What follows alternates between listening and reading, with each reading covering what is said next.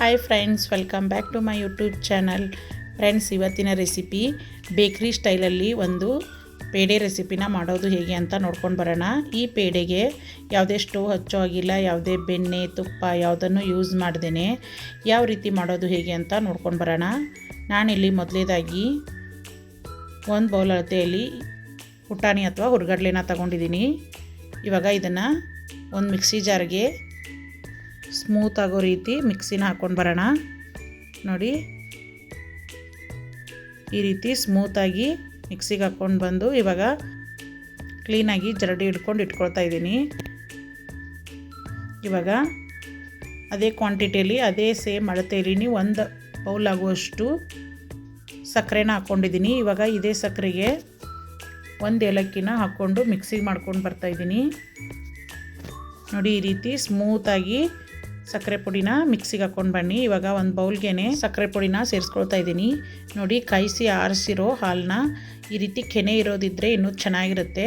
ಇದೇ ಹಾಲನ್ನ ಒಂದೊಂದೇ ಸ್ಪೂನಾಗಿ ಹಾಕ್ಕೊಂಡು ಈ ರೀತಿ ಮಿಕ್ಸ್ ಮಾಡ್ಕೊಳ್ಳಿ. ಮತ್ತು ಒಂದೇ ಸರಿಗೆ ಎಲ್ಲ ಹಾಲನ್ನೂ ಹಾಕ್ಕೋಬೇಡಿ. ನೋಡಿ, ಈ ರೀತಿ ಸ್ವಲ್ಪ ಸ್ವಲ್ಪನೇ ಹಾಕ್ಕೊಂಡು ಮಿಕ್ಸ್ ಮಾಡ್ಕೊಳ್ಳಿ.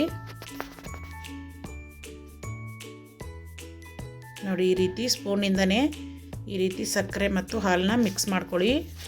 ಮತ್ತು ಇದಕ್ಕೆ ಜಾಸ್ತಿ ಇಂಗ್ರೀಡಿಯೆಂಟ್ಸ್ ಏನೂ ಬೇಕಾಗಿಲ್ಲ. ಒಂದು 2ರಿಂದ 3 ಇಂಗ್ರೀಡಿಯೆಂಟ್ಸಲ್ಲಿ ಪೇಡೆ ರೆಡಿ ಆಗೋಗುತ್ತೆ. ನೋಡಿ, ಈ ರೀತಿ ಸ್ಪೂನ್ ಸಹಾಯದಿಂದನೇ ಈ ರೀತಿ ಯಾವುದು ಗಂಟು ಬರದೇ ಇರೋ ಹಾಗೆ ಕ್ಲೀನಾಗಿ ಮಿಕ್ಸ್ ಮಾಡ್ಕೊಳ್ಳಿ.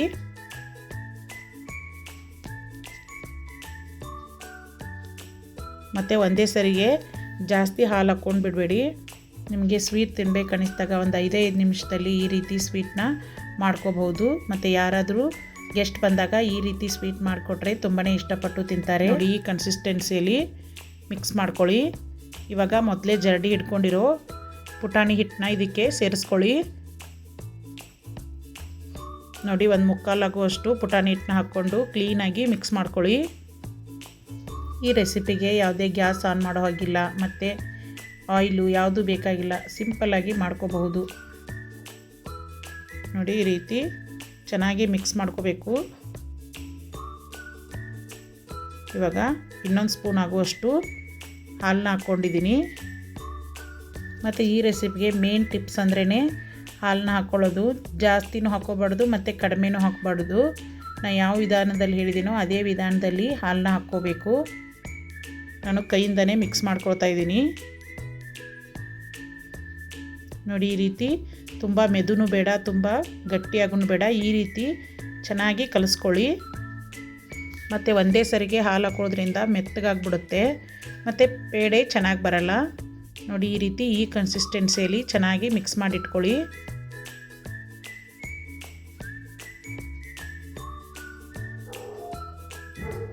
ನೋಡಿ, ಈ ರೀತಿ 2 ಭಾಗ ಮಾಡಿಟ್ಕೊಂಡಿದ್ದೀನಿ.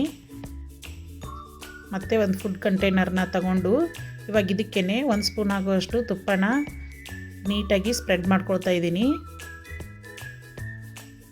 ನೋಡಿ, ಈ ರೀತಿ ನೀಟಾಗಿ ಸ್ಪ್ರೆಡ್ ಮಾಡಿಟ್ಕೊಳ್ಳಿ. ಮತ್ತು ಹಿಟ್ಟನ್ನ ಒಂದು 2 ಭಾಗ ಮಾಡಿಟ್ಕೊಂಡಿದ್ನಲ್ಲ, ಅದರಲ್ಲಿ ದೊಡ್ಡ ಭಾಗನ ಇದಕ್ಕೆ ಸೇರಿಸ್ಕೊಂಡು ಈ ರೀತಿ ಸ್ಪ್ರೆಡ್ ಮಾಡ್ಕೊಳ್ಳಿ. ಮತ್ತು ಎಲ್ಲ ಕಡೆಯೂ ಸಮ ಆಗಿರೋ ಹಾಗೆ ನೋಡಿಕೊಂಡು ಸ್ಪ್ರೆಡ್ ಮಾಡ್ಕೊಳ್ಳಿ. ಇವಾಗ ಇದಾಗೋಗಿದೆ. ಇವಾಗ ಇದನ್ನು ಸೈಡಲ್ಲಿ ಇಟ್ಕೊಂಡು ಇವಾಗ ಇನ್ನೂ ಸ್ವಲ್ಪ ಇಟ್ಕೊಂಡಿದ್ನಲ್ಲ ಅದೇ ಹಿಟ್ಟಿಗೆ ನೋಡಿ ಈ ರೀತಿ ಗ್ರೀನ್ ಕಲರ್ ಫುಡ್ ಕಲರ್ನ ಇದಕ್ಕೆ ಸೇರಿಸ್ಕೊಳ್ತಾ ಇದ್ದೀನಿ. ಮತ್ತು ಫ್ರೆಂಡ್ಸ್, ಇದು ಕಂಪ್ಲೀಟ್ ಆಪ್ಷನಲ್ ಆಗಿದೆ. ನೀವು ಬೇಕಿದ್ದರೆ ಯೂಸ್ ಮಾಡ್ಕೋಬೋದು, ಇಲ್ಲಾಂದರೆ ಸ್ಕಿಪ್ ಮಾಡ್ಕೊಳ್ಳಿ. ಹಾಗೇನಾದರೂ ಪೇಡೆ ಮಾಡ್ಕೋಬೋದು. ನಾನು ಬೇಕ್ರಿ ಸ್ಟೈಲಲ್ಲಿ ಚೆನ್ನಾಗಿ ಕಾಣಲಿ ಅಂತ ಈ ರೀತಿ ಫುಡ್ ಕಲರ್ ಹಾಕ್ಕೊಂಡಿದ್ದೀನಿ. ನೀವು ಬೇಕಿದ್ದರೆ ಸ್ಕಿಪ್ ಮಾಡ್ಕೊಳ್ಳಿ. ಇವಾಗ ಅದನ್ನು ನೀಟಾಗಿ ಮಿಕ್ಸ್ ಮಾಡಿಕೊಂಡು ಇದಕ್ಕೆ ಮೇಲಿನ ಲೇಯರ್ಗೆ ಅಂತ ಹಾಕ್ಕೊಳ್ಳಿ. ನಾನಿಲ್ಲಿ ಒಂದು ಸ್ವಲ್ಪ ಹಿಟ್ಟಿಗೆ ಮಿಕ್ಸ್ ಮಾಡಿ ಈ ರೀತಿ ಸ್ಪ್ರೆಡ್ ಮಾಡ್ಕೊತಾ ಇದ್ದೀನಿ. ನೋಡಿ, ಈ ರೀತಿ ಕ್ಲೀನಾಗಿ ಸ್ಪ್ರೆಡ್ ಮಾಡ್ಕೊಳ್ಳಿ. ಇವಾಗ ಇದನ್ನು 5 ನಿಮಿಷ ಸೆಟ್ ಆಗೋಕ್ಕೆ ಬಿಡೋಣ. ನಂತರ ಒಂದು 5 ನಿಮಿಷ ಆದಮೇಲೆ ಈ ರೀತಿ ಎಡ್ಜಸ್ಟ್ನ ಬಿಡಿಸ್ಕೊಳ್ಳಿ. ಪ್ಲಾಸ್ಟಿಕ್ ಫುಡ್ ಕವರ್ ಆಗಿರೋದ್ರಿಂದ ನೀಟಾಗಿ ಬಿಟ್ಕೊಳ್ಳುತ್ತೆ.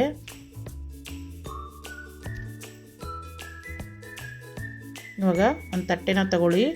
ನೋಡಿ, ಈ ತಟ್ಟೆಗೆ ದಬ್ಬ ಹಾಕಿ ಈ ರೀತಿ ಟ್ಯಾಪ್ ಮಾಡಿ. ಇವಾಗ ನೀಟಾಗಿ ಬಿಟ್ಕೊಳ್ಳುತ್ತೆ. ನೋಡಿ ಈ ರೀತಿ ನೀಟಾಗಿ ಪೇಡೆ ಬಿಟ್ಕೊಳ್ಳುತ್ತೆ. ಇವಾಗ ಒಂದು ಚಾಕು ತಗೊಂಡು ನೀವು ಯಾವ ಶೇಪಲ್ಲಿ ಬೇಕೋ ಆ ಶೇಪಲ್ಲಿ ಕಟ್ ಮಾಡ್ಕೊಳ್ಳಿ. ನೀವು ಸ್ಕ್ವೇರ್ ಶೇಪಲ್ಲಾದರೂ ಕಟ್ಕೋಬೋದು, ಇಲ್ಲ ಡೈಮಂಡ್ ಶೇಪಲ್ಲಾದರೂ ಕಟ್ ಮಾಡ್ಕೋಬೋದು. ನೋಡಿ ಈ ರೀತಿ ನೀಟಾಗಿ ಕಟ್ ಆಗುತ್ತೆ. ಮತ್ತು ಒಂದೇ ಸರಿಗೆ ಹಾಲು ಹಾಕಿದರೆ ತುಂಬಾ ಮೆತ್ತಗಾಗಿ ಈ ರೀತಿ ಶೇಪ್ ಚೆನ್ನಾಗಿ ಬರಲ್ಲ. ಅದಕ್ಕೇ ನೋಡಿಕೊಂಡು ಹಾಲು ಹಾಕ್ಕೊಳ್ಳಿ. ಈ ರೆಸಿಪಿಯಲ್ಲಿ ಹಾಲನ್ನ ಕರೆಕ್ಟಾಗಿ ಅಳತೆ ಪ್ರಮಾಣವಾಗಿ ಹಾಕಿದರೆ ನೀಟಾಗಿ ಪೇಡೆಗಳು ಬರ್ತವೆ. ನೋಡಿ ಈ ರೀತಿ ಯಾವ ಶೇಪಲ್ಲಿ ಬೇಕೋ ಆ ಶೇಪಲ್ಲಿ ಕಟ್ ಮಾಡಿಟ್ಕೊಳ್ಳಿ. ಮತ್ತು ಈ ರೆಸಿಪಿ ತುಂಬಾ ಈಸಿಯಾಗಿ ಒಂದು 2ರಿಂದ 3 ಇಂಗ್ರೀಡಿಯೆಂಟ್ಸಲ್ಲಿ ರೆಡಿಯಾಗಿ ಹೋಗುತ್ತೆ. ಮತ್ತು ತುಂಬಾ ಚೆನ್ನಾಗಿರುತ್ತೆ, ನೋಡೋಕ್ಕೂ ತುಂಬಾ ಚೆನ್ನಾಗಿ ಕಾಣಿಸುತ್ತೆ. ಮತ್ತು ಬೇಕ್ರಿಲಿ ಅದು ಇದು ಕೊಡಿಸೋಕ್ಕಿಂತ ಈ ರೀತಿ ಮನೇಲೇ ಸಿಂಪಲ್ಲಾಗಿ ಮಕ್ಕಳಿಗೆ ಮಾಡಿಕೊಡೋದ್ರಿಂದ ಮಕ್ಕಳು ತುಂಬಾ ಇಷ್ಟಪಟ್ಟು ತಿಂತಾರೆ. ನೋಡಿ ಶೇಪ್ನು ಕೂಡ ತುಂಬ ಚೆನ್ನಾಗಿ ಬಂದಿದೆ. ಇವಾಗ ಕಟ್ ಮಾಡಿ ತೋರಿಸ್ತಾ ಇದ್ದೀನಿ. ನೋಡಿ ತುಂಬಾ ಚೆನ್ನಾಗಿ ಬಂದಿದೆ. ಬಾಯಲ್ಲಿಟ್ಟರೆ ಕರಗೋ ಥರ ತುಂಬಾ ಸ್ಮೂತಾಗಿ ಬಂದಿದ್ದಾವೆ. ಮತ್ತು ನೀವು ಒಂದು ಸಲ ಈ ರೆಸಿಪಿನ ನಿಮ್ಮ ಮನೇಲಿನೂ ಟ್ರೈ ಮಾಡಿ ಟೇಸ್ಟಿಯಾಗಿತ್ತು ಅಂತ ಕಮೆಂಟ್ ಬಾಕ್ಸಲ್ಲಿ ಕಮೆಂಟ್ ಮಾಡಿ. ನಿಮ್ಮ ಫ್ಯಾಮಿಲಿ ಫ್ರೆಂಡ್ಸ್ ಜೊತೆ ಶೇರ್ ಮಾಡ್ಕೊಳ್ಳಿ. ಇದೇ ರೀತಿ ಹೊಸ ರೆಸಿಪಿನ ಶೇರ್ ಮಾಡ್ತಾ ಇರ್ತೀನಿ. ನನ್ನ ಚಾನಲ್ನ ಮೊದಲೇದಾಗಿ ಯಾರೆಲ್ಲ ನೋಡ್ತಾ ಇದ್ದೀರಾ ಪ್ಲೀಸ್ ಸಬ್ಸ್ಕ್ರೈಬ್ ಮಾಡಿಕೊಂಡು ಸಪೋರ್ಟ್ ಮಾಡಿ. ಇದೇ ರೀತಿ ಹೊಸ ರೆಸಿಪಿನ ಶೇರ್ ಮಾಡ್ತಾ ಇರ್ತೀನಿ. ಮತ್ತು ನನ್ನ ಚಾನಲ್ನ ಸಬ್ಸ್ಕ್ರೈಬ್ ಮಾಡಿಕೊಂಡು ಸಪೋರ್ಟ್ ಮಾಡ್ತಾ ಇರೋ ಎಲ್ಲರಿಗೂ ನನ್ನ ಕಡೆಯಿಂದ ಥ್ಯಾಂಕ್ ಯು.